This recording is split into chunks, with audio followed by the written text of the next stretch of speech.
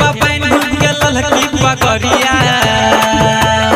ओ भैया सुनो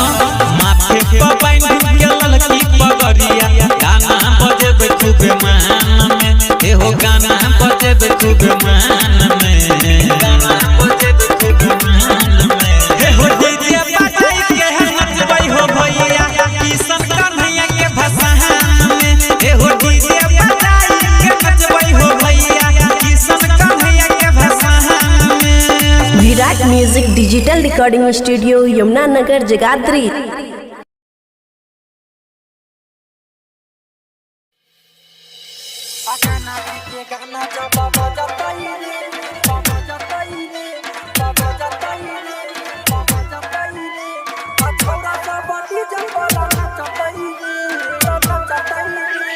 डीजे ओम शंकर परसा खरभिंडा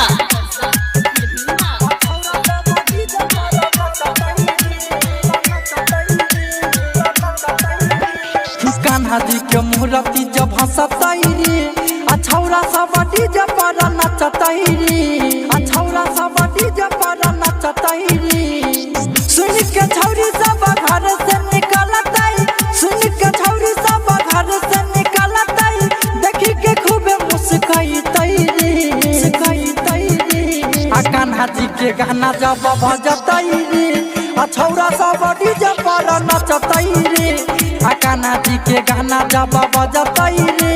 आ छौरा सब डीजे पर नचतई रे नचतई रे। डीजे ओम शंकर परसा खरभिंडा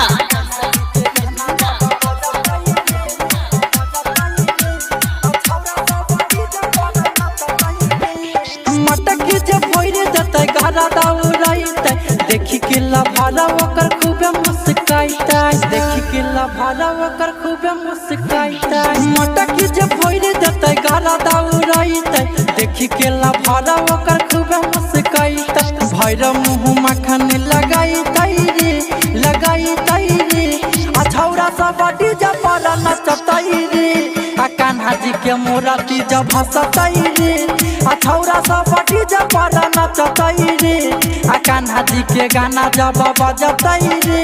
आया के पीछे छौरा सब नचतै रे। डीजे ओम शंकर परसा खरभिंडा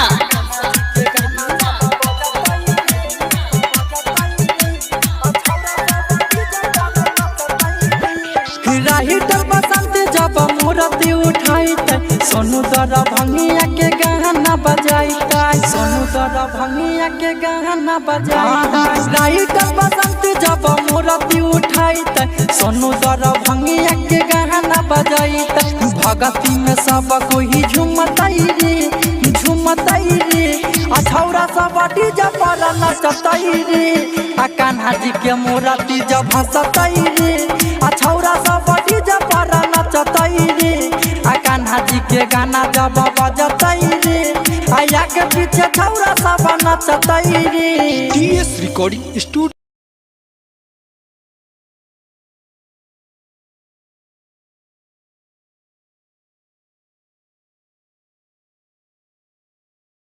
प्रेम से बोलिए कृष्ण कन्हैया लाल की।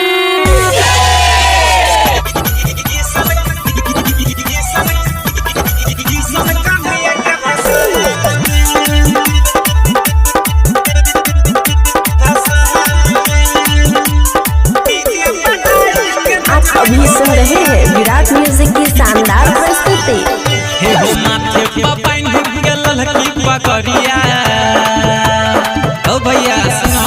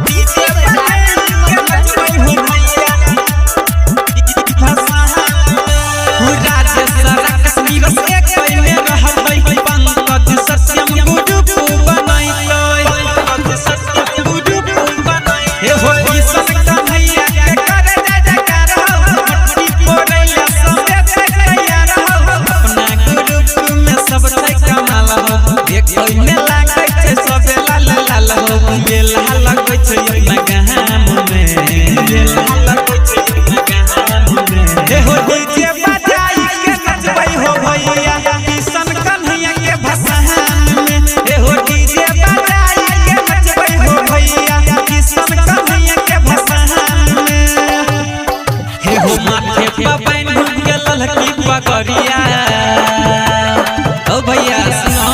माथे पपाइन के ललकी पगड़िया गाना बजेबे खूबे मान में एहो गाना बजेबे खूबे मान में गाना बजेबे खूबे मान में एहो डीजे बजाई के नचबै हो भैया किशन कन्हैया के भसान में एहो डीजे बजाई के नचबै हो भैया किशन कन्हैया के भसान में। Virat music digital recording studio Yamuna Nagar Jagadhri.